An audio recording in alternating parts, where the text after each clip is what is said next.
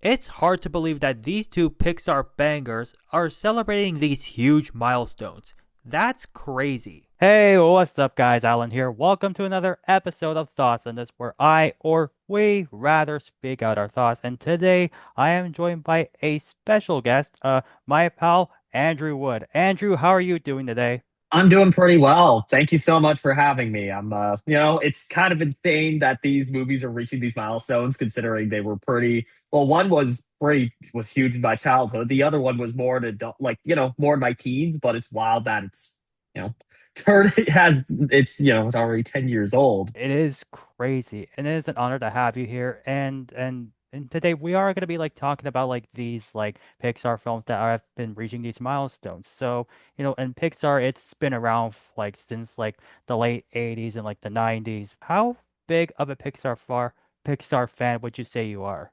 I am an enormous Pixar fan. I'm generally a big fan of movies nowadays, but that really started with Pixar. I remember it was when I saw Ratatouille in theaters. That was the first movie I truly fell in love with. I loved the atmosphere. I loved the messaging. Even if I didn't understand all of it at just 7 years old, I knew that it meant something. And it just made me appreciate Pixar because the next year, Wally came out. I also loved that movie. And those Ratatouille and Wally were the two movies that I rewatched the most as a kid. And then, as a kid, I'm like, wait a minute, they both have the hopping lamp at the beginning. What does that mean? And so that prompted me to go on this huge internet deep dive as a kid. And I researched all things Pixar. I made sure to rewatch all their older movies and I made sure to know when their new movies are coming out too to see them. Pixar is just super important to me. I love the characters, I love the franchises. And yeah, it's while I have a bigger range of while my taste has a bigger range nowadays, Pixar was really the thing that started me on this train of loving movies. And I can definitely echo with a lot of stuff you said. And I can definitely kind of relate to what you said about the hopping lamp. I didn't really knew what that meant. When I was younger, I never even knew what Pixar what actually was or that it was actually called Pixar. It's oh well, hopping lamp. What is that? It just that completely went over my head. And honestly, I can't remember the first Pixar movie I seen in theaters. It was probably Monsters University. So. Uh, Oh, okay. I don't know if that is one of the few Pixar films I've seen in in theaters. Actually, I think it was Brave. Brave. Okay. Yeah, That's a different one to start out with. I know, right? Especially since that Brave is one of the few Pixar films that is so different from the ones that came before. Yeah.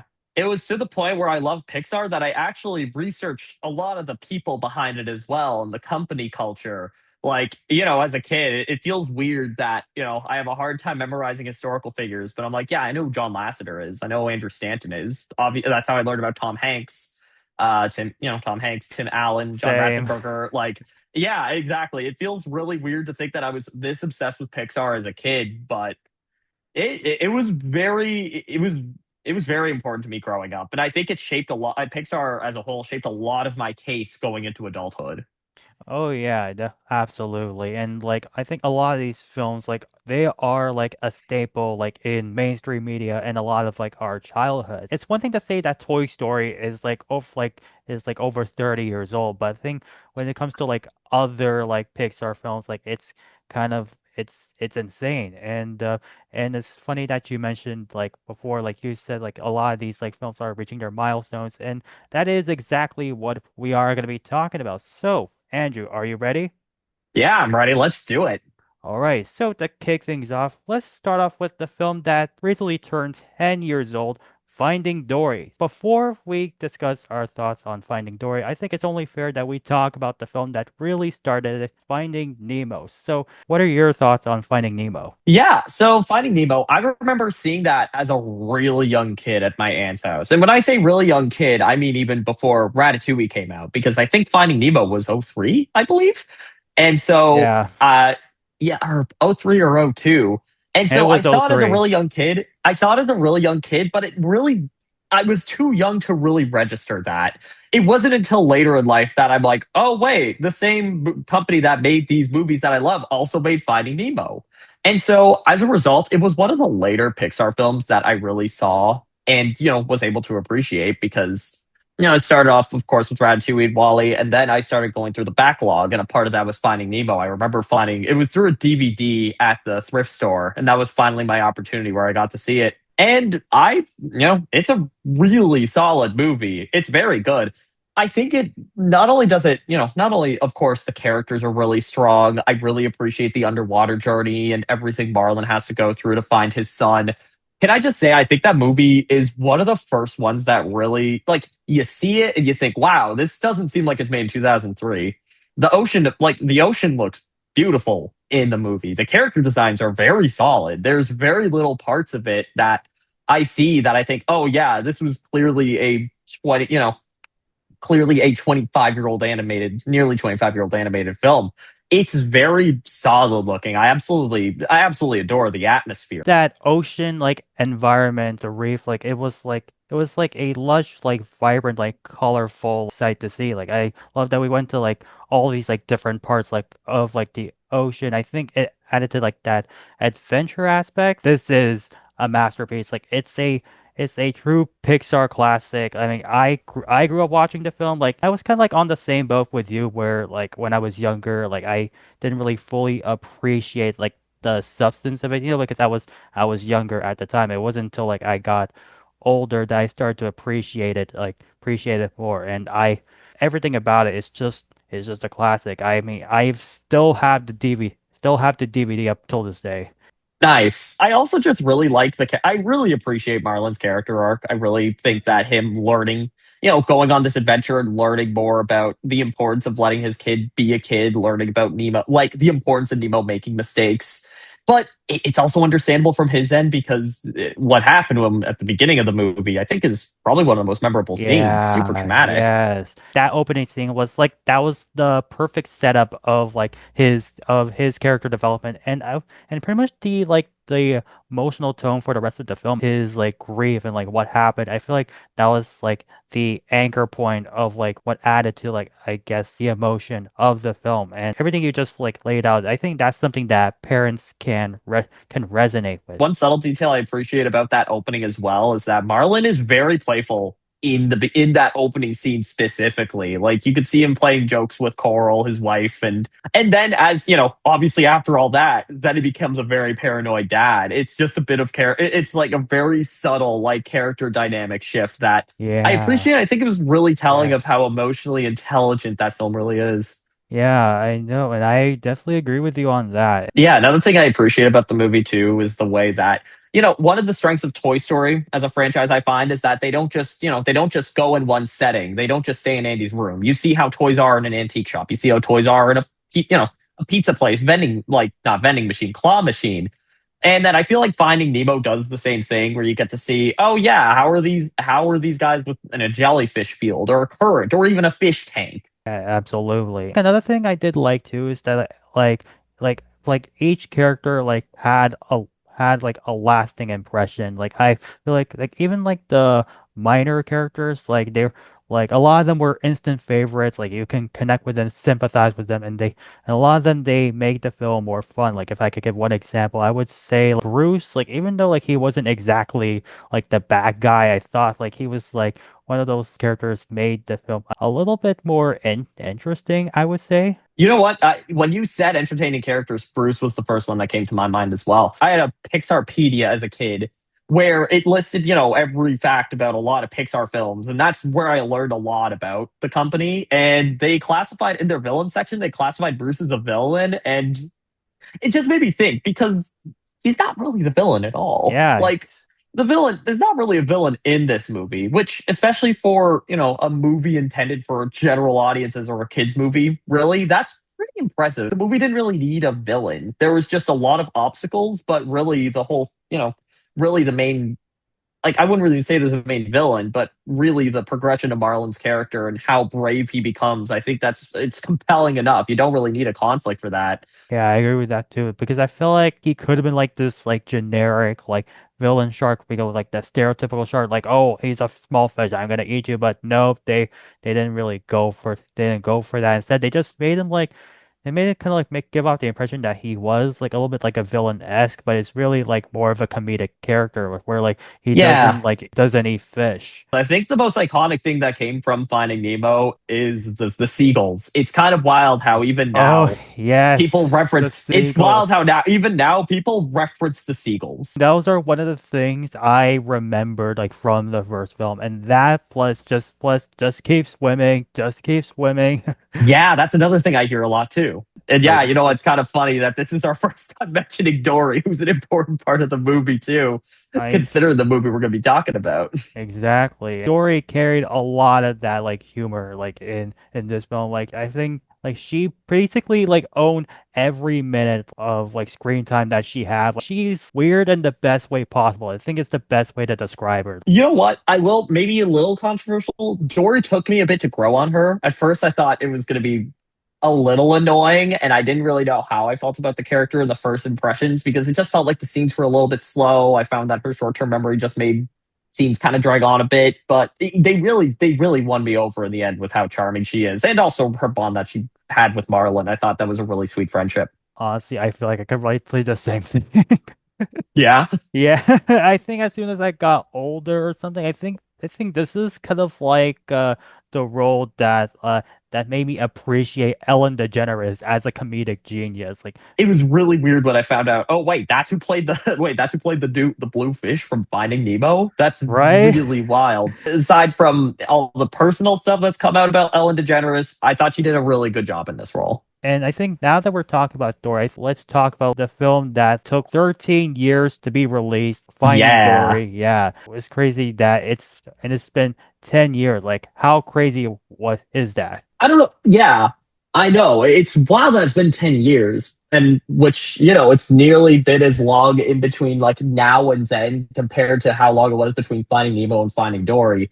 But I don't know about you. I felt like when I first heard there was gonna be a Finding Nemo sequel, I was a little confused. I'm like, this didn't feel like a type of movie that like I didn't see this. Like I didn't think of Finding Nemo as having a sequel. I didn't really see it as like the type of movie that would have a sequel. I was open to it, of course. But when you think of Pixar movies that I'd be down to see a sequel to, I thought Incredibles, of course. Yeah, Cars would be one of them. So it was interesting for me, at least, hearing that Finding Nemo was having a sequel. Do you remember how you felt when you found out that Finding Nemo was having a sequel, or was that like not on your radar at that point? Honestly, I don't think it wasn't really on my radar. I guess I was a bit more intrigued in anything. I think mostly because like in the first film, like Dory, well, she was like the side character, but now she's been like promoted to like main character status. So that really like made things interesting, especially since like Dory is like she is one of my favorite characters. And also, I do have to ask, which one do you like better? Ooh, between Finding Nemo and Finding Dory? Yeah, It's kind of funny because I'm thinking about it, and while I've definitely seen Finding Nemo more, I think they're kind of the same. If I do like one better, it's not by a lot. They're both just generally really solid yeah. movies. And it's really difficult for me to say because of nostalgia. Like Finding Nemo, of course, I grew up with a lot. By the time Finding Dory came out in 2016, I was in high school. I didn't have that same intense passion for Pixar that I did as a kid. Obviously, growing up, I got other interests and hobbies. I still loved the company. I still saw their movies, but yeah. But just looking at Finding Dory, I have to say it's a really. I don't think that's saying that they're both mid movies. I think that's just kind of impressed me with how strange I thought a concept of a Finding Nemo sequel was, but how much I actually thought they did really well. I mean, I do love both films equally, but I think I kind of like the second one more. I think I like Finding Dory That's a fair. little bit more because for me, like I said, like she has been one of my favorites, but I feel like at that time, like I was like in high school, like getting to like know more about myself. I resonate with her more. Like, I think it's because of like her disability, because I have a disability myself. So I think I Hmm. can definitely relate to a lot of like the challenges that she kind of like had to endure. Of course, Nemo, like he is like the perfect underdog breaking out of their shell and like trying to Hmm. see like what they're more capable of. But I feel like Dory kind of like does that better of like trying to like overcome like her disability when it comes to like people with disabilities, for example, like I'm autistic. Like I do things like in a certain way that are like atypical for for people who are or like like neurotypicals. I think that can kind of like resonate with like Dory and in that way, because she does things like in her own way that that isn't like as a neurotyp that isn't like typical for like other characters in the film. I agree. And as someone who's also on the spectrum too, I found that to be a like it's a well, I wouldn't say it's risky, and it's not just I don't think it's just about autism specifically, but just the amount of like for how that movie represents disabilities. That's something I did not expect at all. Like with the other marine creatures, like with the the beluga whale and Hank the octopus. I you know what Oh I will yeah. say. I think honestly, I think even like in the two movies, Hank is one of my absolute favorite characters in both of those movies. I really liked him, and I thought he was a really good. Not only was a really good foil for Dory, I thought he was a really strong, representation of the message too. Out of all the new characters, like he was like the standout out of all of them because I mean I love the dynamic between him and Dory, and I thought I kept the film like a little bit more interesting and entertaining. It's such an interesting dynamic that I don't think we really seen in a lot of Pixar films. Yeah, absolutely. And I don't really, yeah, I don't really see, especially like a Pixar film going in a Pixar film going in this territory in general is it's interesting because you haven't really seen. I don't really think they've covered that a lot in the like before then, but it's really shocking how just in this attempt they did a really great job. And I also another character I remember, if you want to call this a character, Sigourney Weaver as the aquarium announcer. Oh I man, really like. that was I'm like funny. that was really funny. I couldn't believe that they actually. It was cool that they actually got her, and it was really nice that Yeah. they incorporated her. Honestly, I didn't even knew that Sigourney Weaver was an actual person. Yeah, I thought that was like a name of a character or some like AI generated name, but no, she's a real person. that's fair. You know what? I like for me, I thought that, Sigourney Weaver, I'm like, I knew that was a person. I didn't know who it was. And then as I got older, I'm like, oh, that's the person from Alien. That's the one from Alien. Oh shoot. I'm like, wait, it's kind of epic that they got her on for this. And Yeah. for such a self-aware meta type role, I really appreciated that. I did too, and I think for someone who is not really familiar, like if you're not familiar with Sigourney Weaver's filmography, this like would go over your head. Something else that really stuck out to me about Finding Dory was how insane the climax was. The Oh fish yeah, driving a truck. I'm yeah. like, I, Oh I my remember God. like I remember seeing that in theaters and like I'm just slowly eating my popcorn. I'm like, on the one hand, I'm like, what the heck am I watching here? But on the other hand, I'm like, I don't not enjoy this though. Like this is pretty epic. I know, and I'm like, I would have never guessed in a million years that this is where the movie was going. The fish operating a heavy vehicle.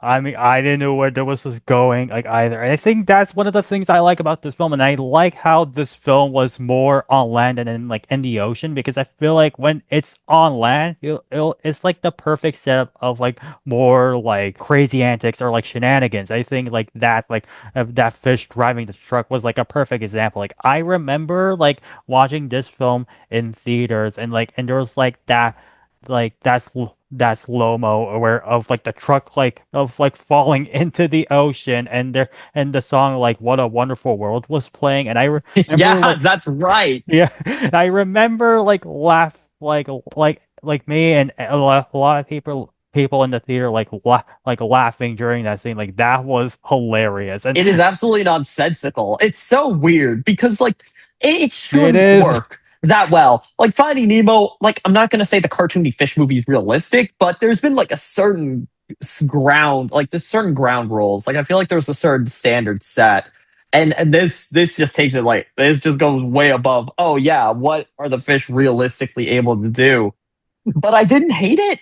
I oddly didn't hate it. I personally, I thought it was a fun climax. Awesome. The climax, as goofy as it is, for me, it wasn't the most memorable scene in the movie. The seashell scene, I think is like a Oh lot yeah. to a lot of people, like myself. I heard a lot of people cry during that scene, and I can see why. Where you see like all the seashells that, like, you see your parents say, "Yeah, we'll leave a trail of seashells for you to get home," and then you see their old home, and it's like seashells all over. Oh That was devastating. yeah, like that was. I mean, I think that was like the wholesome. And is that like the one where she reunites with her parents? Like, is that Yeah. okay? Yeah, Yeah. exactly. But then you see their old home, and then you see it's just like covered in these trail of seashells because that's what her parents told her is how she would find her way home. Oh yeah, It like was, yeah, that was a great, fantastic example of visual storytelling, like really. Like, you didn't need to, they didn't need to say anything on that. And it shows that Pixar, it's one of those great examples of Pixar trying to make you cry and yeah. succeeding. Yeah, but I think it really did succeed on that. And I think like even like before like that sequence, you did have like that one like scary moment where Dory like thought her parents were dead. Like and you had like that whole like Yeah. POV shot where she's like hyperventilating and it's like the visuals Oh like my were like gosh, blurred out. yeah. Yeah, that like caught me off guard. And I remember I think I was kind of like a little bit scared as well. Like I was like I shocked during remember that. Yeah. that. I remember that too. I remember that. I didn't know where the movie was going, and I'm like, oh my gosh, did they Yeah. actually? Her parents actually dead? That would be so sad. But it did a really great job. I remember that being very poignant in the theater. Yeah, that was definitely on point. And then followed by like the seashell scenes and then like Dory being reunited with her parents. All of that like put together was an emotional roller coaster. Which movie do you think does the have the stronger emotional core? Like, which movie do you think does the emotional arc and everything better? Oh, the first film. Oh yeah. Yeah, the first. I would say the first film, because I don't know why. I think it's because of the ending or something. Because like I feel like the second film's ending kind of fell flat. I was like, okay, that was nice, but I feel like that Fair. the ending, like in the first film, I feel like I think it's because of the score or something. I think I like the score better in like in the first film's ending than in the second film's like ending. Yeah, I will say with Finding Nemo, like, you talk about the climax of Finding Dory, but then you see like the climax of Finding Nemo, and it's the net scene, and I'm like, like rewatching that, I'm like, wow, this is, where did this come from? This is one of the points of the movie that I don't think it quite works, because I don't know if this is a hot take. I found it a little boring, and I'm Yeah. like, I feel like they should have, like, I found that scene where Nemo and Marlin reunite. I'm like, that's great. Oh They yeah, could that have, was great. just had a nice slow talk, and then, then cut to the scene of a year, however long late, the time skip, I guess, of Finding Nemo. And then, in terms of emotional core, it's a little hard to say. I think both films have their strong points. I'm going to say the first one because I did really appreciate how we following Marlin this entire time, and seeing Nemo and Marlin grow individually as characters and then reunite was very satisfying. But Finding Dory was no slouch. Like, I was really surprised for a movie that made me go, "What more is there to tell?" I think they actually did a really good job with that. Oh yeah, and I do agree. And I think like the best part about it was like the relationship between Marlin and Nemo. And I think just watching them like their relationship like grow was gratifying. But of course, you can't really sleep on Finding Dory as well because Yeah. I think they're both like unique like in their own way. I think each have like something that kind of like makes them have their own identity. Yeah, and it's a little sad because I don't think Finding Dory is as well remembered in the community as Finding Nemo is. Yeah. Which is,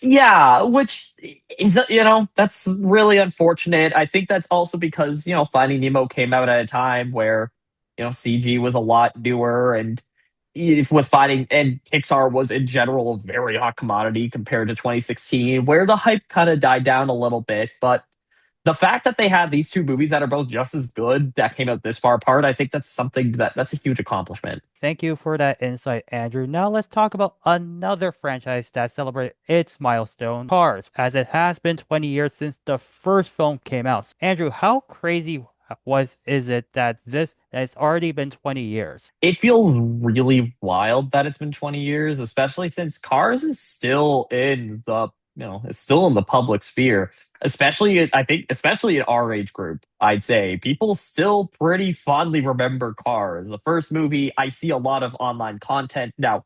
Of course, I follow a lot of animated film content, but you still see people talking about Cars, whether it's the thoughts on the first movie, the world of Cars and the logics behind it, how Cars 1 is compared to its sequels, which I'm sure we'll talk about the sequels. Like, it's pretty insane. Like, I think even after watching the movie, it wasn't until I was older that I learned there was such a huge there's such a huge collector's craze over the franchise, and that every single character in the entire Cars world has a toy and a name. That is wild to me. I guess like that, like because of like I guess like the merchandising and like the advertising, I felt like that kind of like overshadowed the story. When I first heard about it, like, I mean, I didn't really exactly know what the film was actually about until like a couple years later that then it came out. What's your history with the Cars movies then? Like, when did you see the first Cars movie? I honestly don't even know because Yeah. it wasn't until like I actually saw the film myself that I actually knew what it was about. Like I all I knew was just like anthropomorphic cars. I knew the characters like even before I actually saw the film because I knew Lightning McQueen and I knew Mater, but I think those were the only two characters that I actually knew. But yeah, because honestly, like I feel like I didn't exactly knew like what the story was. After like kind of like watching the film, I would say the film was fine. Like I thought it was a solid film, but I feel like a bit of like the storytelling and character development I felt like it was something that I've already seen before. You know, like the character like being somewhat of like a narcissist, arrogant like fool after being kind of like exposed to something new that they're not familiar with, taken out of their like natural like habitat, I would say. I think Yeah, the rich person going to the country environment and learning life lessons and learning, how to be nice and how to be a decent person to appreciate the things around you. It is by no means a new storyline at all. If you want a good version of that, just look at Overboard, made in the 80s. That's a great movie. yeah, And it does pretty much the same thing that Cars does, but yeah. better. I'm gonna be honest, I know I'm gonna make a few enemies here. Cars may be one of the most overrated Pixar movies I in my mean, eyes. I can appreciate the characters. I can appreciate the world. I think Owen Wilson and Larry the Cable Guy, which, you know what, much like Ellen DeGeneres, I gotta say, like, seeing Larry the Cable Guy in a role like this, it's not something you'd expect. But I think he does a good job. He does a good job with things. It's a good movie, definitely. It's fine, but I mean, like, if you think about it in the context that the Pixar movie that came before this was The Incredibles, and the Pixar movie that came after it is Ratatouille. Like, I think yeah. it's definitely simpler when it comes to storytelling and substance than most of the other Pixar movies at that time.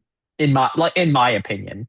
I like the setting. I do like the characters. Like, you have the Radiator Springs crew in the background, and Of yeah, course. I like them pretty decently. Doc Hudson, I think the I everybody loves Doc Hudson. I'm right there with them. I think he's actually a really great character, and I'm glad that the third movie knew how good of a character he was. But for the first movie, it's something that I've seen a few times, but I rarely find myself wanting to go back to. Cars is like one of the films that I kind of like forced myself to watch. I mean, not like thoroughly enjoyed it, but I feel like I enjoy it enough. I do appreciate the world building, and I do because like I think that is like one of the best things about it. Like it was immersive, breathtaking. I do love the contrast between like the big city, like the stadiums, and also the rural county area of like old America. Love like that inspiration that Radiator Springs took. And then you get like the characters. I feel like only a few of them left a lasting impression. Like, like Doc Huston. Like he was probably one of the most complex. When you first introduced him, he was like this old grouch. Then you learn about more of his backstory, and then you start to like resonate with him. And I love the mentor role that he took on and soon becoming like this role model figure in the later films. And even like Sally, I feel like she doesn't get the love that she deserves. I think she balanced out like the main character like so well. I think those are like the bright things about it. But I think when it comes to the story, like it's not really as memorable, even though it's like kind of like a classic formula in like in character development. If I had to describe like how effective I think Cars is a movie, I'd say it does its job. Oh it's yeah. not a it is not a terrible movie. It's a fine movie. But if you want me to say like, oh, what really sticks out about this movie, other than the fact that all the characters are cars, Hmm. not that much. Like it's not like Toy Story or Finding Nemo, where I'd say, yeah, them being these types of characters is important to the story. Jealousy, the jealousy that one person feels towards another, that's a thing. But I feel like Toy Story also went really far beyond and really used its world and used the characters being toys to like they took advantage of that in the story. I can't really say that I think Cars does the same thing. Like visually, it's a very, visually it's a distinct movie. And I will say, I think Cars actually is a pretty good looking animated movie too by 2006 standards. Like the big landscapes and the dirt effects as the cars, do that famous drift. And I'm like, wow, this actually looks really, you know what? This looks really solid. This was probably a pain in the butt to do in 2006. Um, Yeah. Another thing that I do appreciate about Cars as well is the fact that, when I was a kid, I didn't really think that much about the setting of Radiator Springs, and I thought it was mostly a fictional, it was it was a place of fiction. But then I learned that there's actually a lot of areas like this in our real world that highways essentially the invention of the highway essentially made everybody skip it and just killed almost the community. This and Who Framed Roger Rabbit made me learn about the dangers of, well, like not the dangers, but the troubles that highways caused. I guess I never really like grasped onto that, but I think if this film like wasn't like too like heavily focused on like merchandising, I feel like if there wasn't like so much heavy propaganda that of this, like I feel like Yeah. I would have appreciated the film like more as a whole because like it did have like its like have its emotional parts like the flashback of Radiator Springs during like its heydays like before it became like a rundown town. That was like one of like the only part where I think I almost cried. You know what? I agree with that. As somebody who will not say that Cars is a favorite movie, I did a little thing last year where I rewatched all the Pixar movies. I will say when I got to that scene, I'm like, wait, this is oddly actually really sad. I'm like, what the heck? Like, what the heck? Why is Yeah. this in Cars? I'm like, hey, this shouldn't actually get me. Even if this movie is, I feel, I remember it now for the merchandising rather than like, and I'll say this for the whole Cars franchise. I remember it more for how heavily it's merchandised than the movies themselves. But there are merits to these. There are merits to the Cars one. Like it's not an awful movie, but especially compared to what a lot of people consider to be the golden age of Pixar from Toy Story to Toy Story 3. That's what I find. Yeah, Cars is definitely on the lower end of that. Yeah, and sometimes I even forget about it. I even forget that the cars even exist. If you really want to talk about like a film that's on the lower end, and I think it's kind of unfortunate to say it would be the second film in the franchise. Yeah. It's Sorry. really funny how we were talking about Finding Dory, which is, a sequel that came a lot of years later that starred the comedic side character and worked. And then you get to Cars 2, which is a sequel that happened many years after the original that starred the comedic side character. And to a lot of people and a lot of critics, did not. I feel like a lot of people were hard on it because, like, to me, like, Oh, yeah?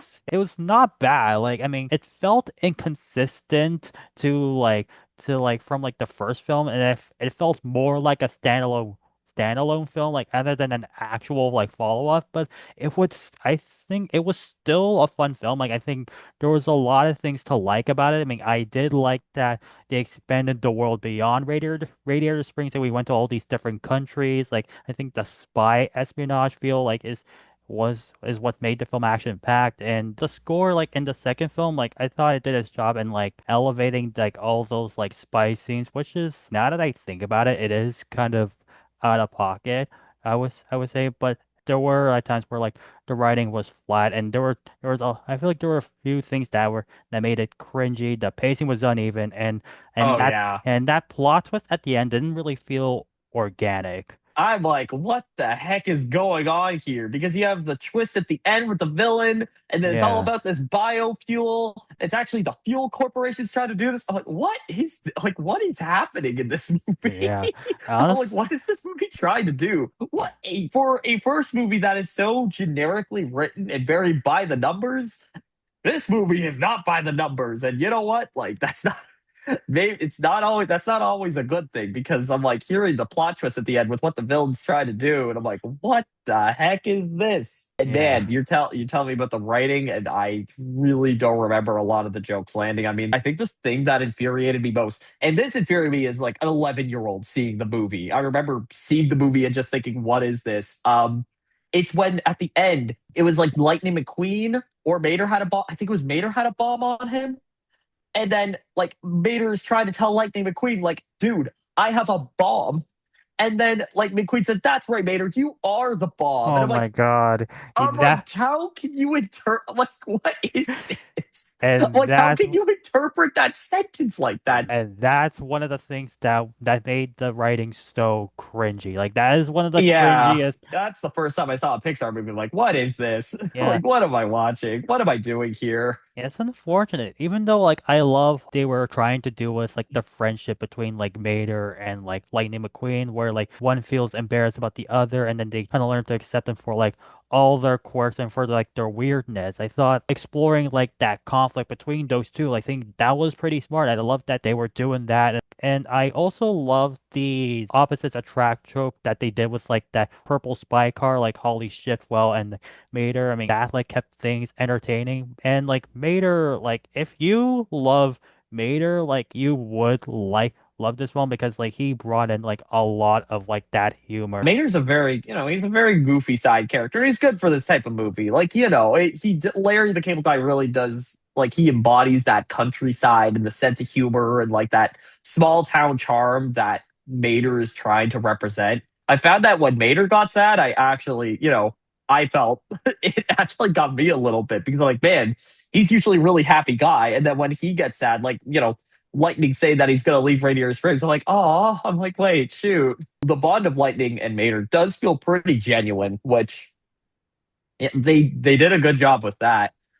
If you like Mater, yeah, you'll definitely find Cars 2 more bearable.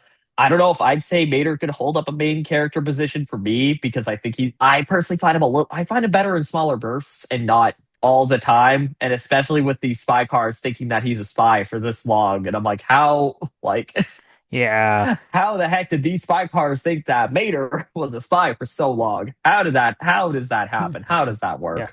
I never really questioned that up until you pointed that out. I remember liking the world tour that like McQueen went on and just seeing like because you're right. I like seeing the different locales of the Cars world. I thought it was really neat. It was nice getting out of Radiator Springs and the America. What I feel like, it's pretty safe to say that, right, Yeah. the Light McQueen, the Grand Prix is in like California or something like that, or Indiana, that was refreshing to see all the settings. And it was cool seeing cool seeing all the cultures of cars, I guess. It had like, it wasn't just the races and it had this very over the top and insane. I have not seen Cars 2 in a very long time. And you know what? That's where the next stop in my Pixar marathon is. So I think I should really just try to see it and Yeah. see what I think of it all these years later. Because I think, as with a lot of people, I had not rewatched Cars 2 very much. I think going from a little small town, a little small town, a coming of age story to spy cars and the environmental fuel agency and the fuel industry trying to pollute the planet. And yeah, it's like, okay, that's definitely a choice. And you know, I don't, I think the funniest thing is that Cars 3 barely brings up 2. Yes, exactly.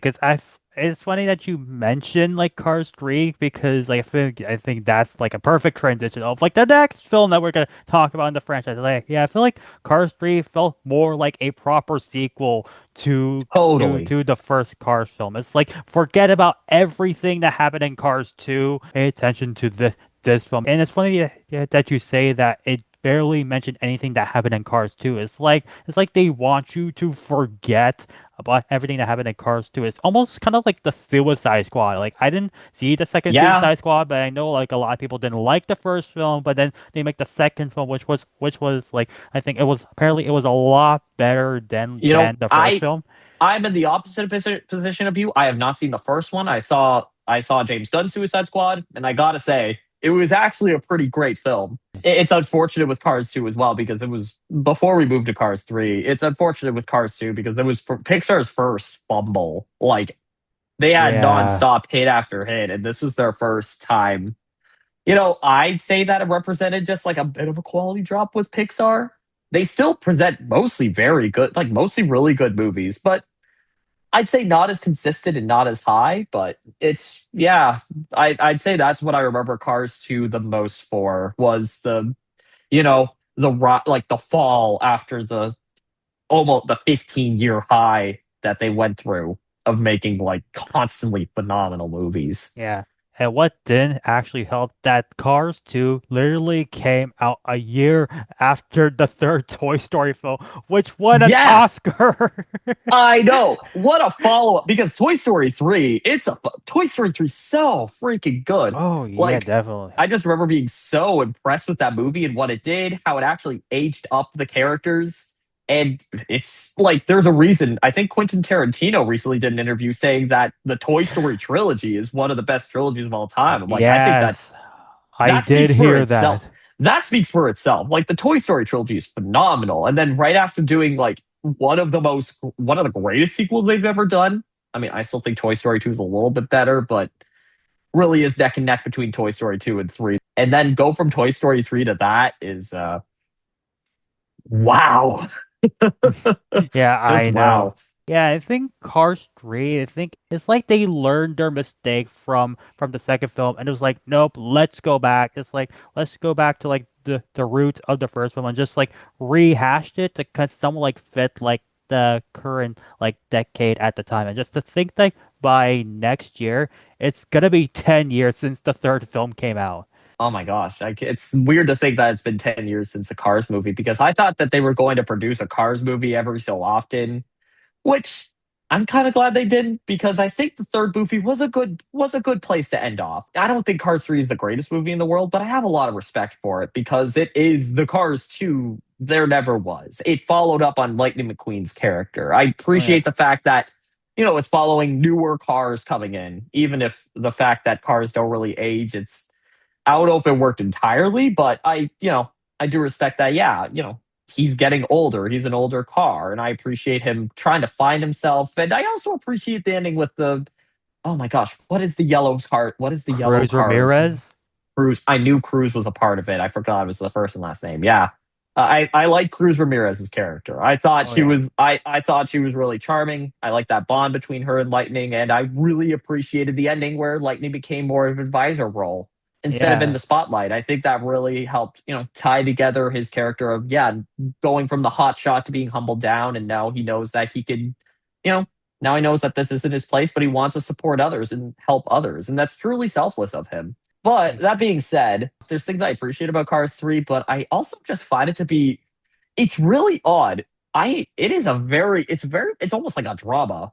It's mostly talking in that movie. That's what I remembered most. Yeah, and I do have to go back to like what you said about Lightning McQueen's like own arc, and I feel like him like taking on like the Doc Hudson role felt like a first full circle moment, and I did love like Cruz's character arc. Like I think like she kind of like resonates with like those who have felt like unseen or like aren't confident in their skill, and then just to finally like owning owning it, and I think it was just wholesome just to see her like have her moment. I would say like there is a lot of conversation or something. I don't know. Like, could you like what do you mean by that? I find that with this movie, it's you think of like a Pixar movie, and you think like there's some action scenes, there's some like talking. I found that this movie is mostly a lot of dialogue between characters, and the characters just going to different places and talking and then learning exposition.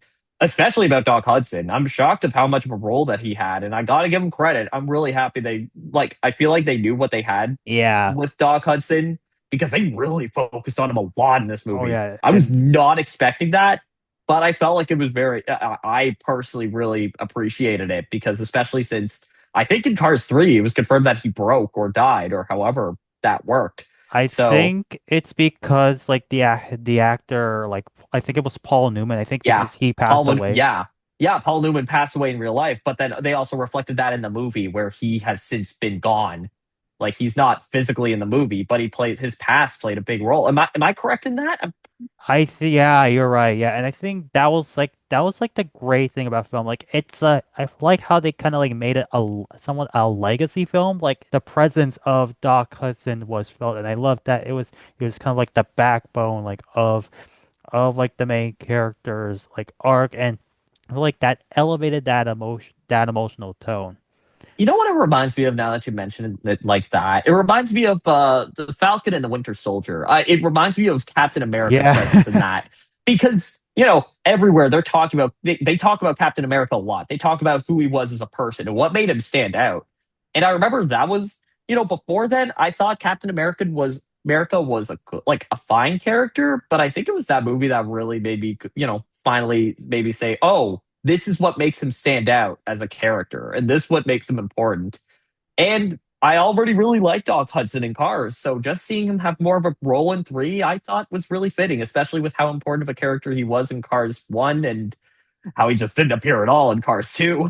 Yeah, I mean, I'm other than glad that they. one mention, but Yeah, I yeah, think there was literally only one mention, but he did not like he had pretty much no role. I think it was very fitting that they heavily relied on Doc's character in three. yeah, and I think that was like kind of like the charming aspects, and that I think this film kind of like reflects the real life of like the athlete, like in the sports industry is like a sort of some like sort of like as they get older, they're not as good as they were in their prime, and then they've of course, then they kind of have to look for like what's next, because they're not gonna do this forever. I think it's kind of like real, like not just like with like race car drivers, but also like in all other sports, like whether it's like basketball, like baseball or wrestling. And can I just say, speaking of that, can I just say, I think the most memorable part of this movie for me, and I think a lot of other people, from what I could tell, was the poster. The poster of Lightning McQueen, like mid roll as he was crashing. Oh That was yeah. a big, like that. I remember seeing that and thinking that, wow, I remember that single handedly letting me be, maybe I'll give this movie a chance, you know? Because that was a really striking image. I love how like they actually went there. How I love how this film actually kind of like went like darker, like in that sense, where like we kind of where they had us think that like this character that's been loved for like 20 plus years was about to die. I don't remember exactly how they handled it in the movie. I remember being a little disappointed that the effects of the crash and what happened were gone pretty shortly afterwards. And it's not like Lightning McQueen was in any sort of chronic pain or anything like that. You just kind of got. I felt like they could have done better with the pacing of that because it Yeah. felt like it just ended in an instant. It didn't really feel like it impacted the movie at all. In fact, I dare say it didn't really feel like it was necessary. Lightning McQueen could have just lost races and had to go on this journey. It almost felt a little cheap to put it Yeah. in. I don't know if that's I don't know if that's a Yeah. hot take. No, I think you're kind of right on this because I did find that the writing was a little bit strange or something, but overall I did think that this film did a fantastic job in capturing the nostalgia of the first film. It's definitely the best Cars movie in my opinion. It's still not one of my favorite movies, unfortunately, but unlike Cars 2, I really respect what Cars 3 was going for. Oh yeah, it's like And you know what? I appreciate that. if you were to pick like either like the two franchise to produce another film like Finding Nemo or Cars, which one would it be? Ooh, as in like between those two or any Pixar movie, like Uh, Pixar franchise that I want to see another like sequel to. like between those two. Oh, Finding Nemo. I think Yeah. with Cars, we've had three movies of Cars, and I think Cars 3 ended it off on a pretty good note. I don't Oh really yeah. see what else they could do with.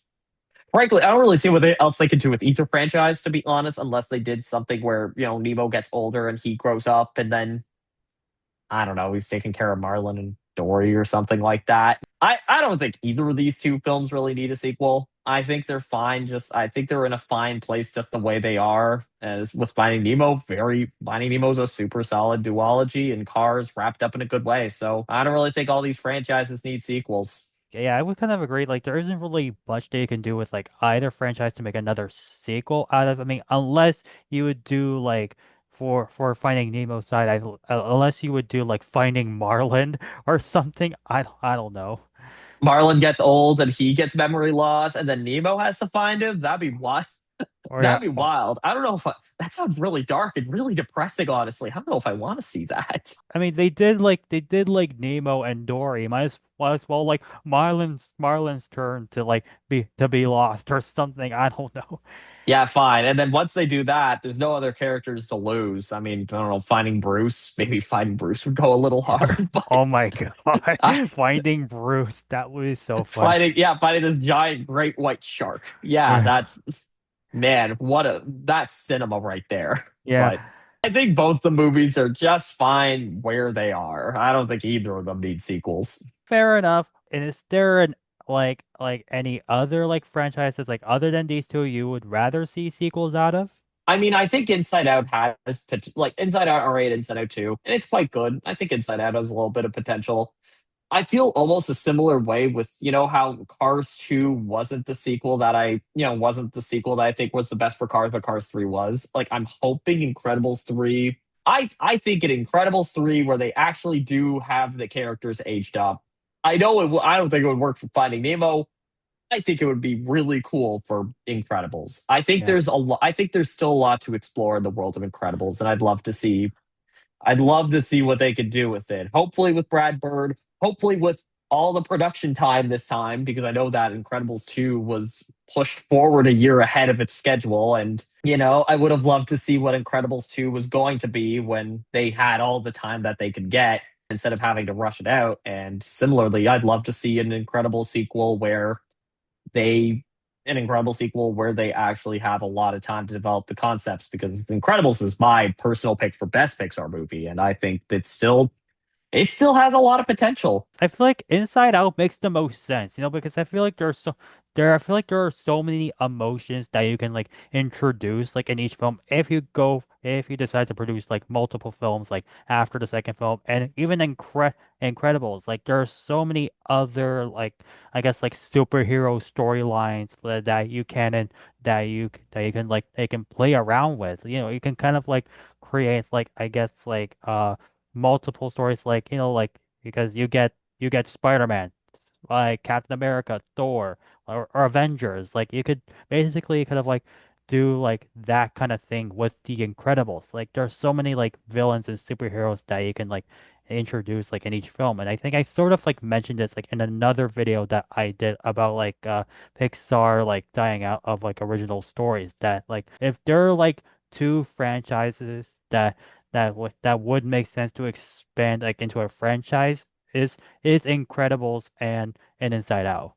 And especially with Incredibles, because for me, Incredibles is not quite a superhero movie. I appreciate it more because it's a family drama movie. And because I think the first movie, it had great action. Don't get me wrong, I love the action, but I honestly appreciated just seeing the family dynamic more, the darker, more edgier themes of Helen thinking that Bob's cheating on her, or Bob trying to relive the glory days in this way. Like, I personally, I think there's still a lot. I think there's still a lot of potential they could do with family topics that they could cover in the Incredibles way, and especially with Brad Bird, who is super. Brad Bird is a visionary, so if he can, whatever he thinks is suitable and whatever he has the time to put out, I think it will be great.